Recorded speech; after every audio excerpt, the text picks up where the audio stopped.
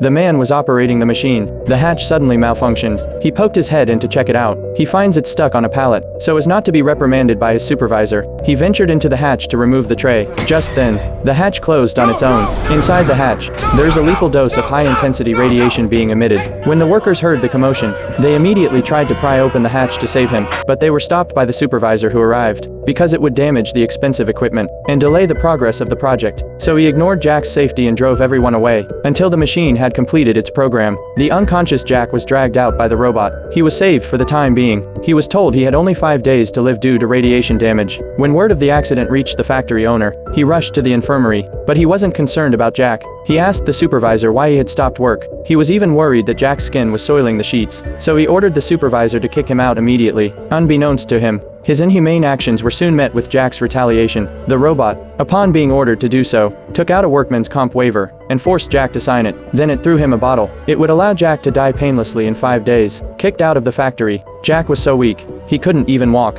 But he wasn't willing to die. He realized that the only way out was to travel to Elysium. He could use the pods there to cure him of his terminal illness. So with a friend in tow, Jack found Thomas, a top hacker. Thomas specializes in forging identities and helping poor people sneak into Elysium, but his fees are very expensive. Knowing that Jack had only 5 days to live, Thomas offered to send Jack to Elysium, but in exchange, Jack had to help him complete a task: steal the bank account codes from the brain of a tycoon. To gain access to a vast fortune, Jack understood the risks of the mission, because every tycoon is protected by powerful robots. The risk of death if he's not careful, but this is the only way to get his life back. Jack finally agreed, but he had one condition. He had to handpick the rich man himself, the owner of the factory where he worked. Looking at Jack's weakened state, Thomas immediately took out an exoskeleton armor and modified it for him. After a night of surgery, Jack became a cyborg. His mind was quicker and his strength increased. After briefly familiarizing himself with the equipment, he took his 2 assistants and set out on a path of revenge and rebirth.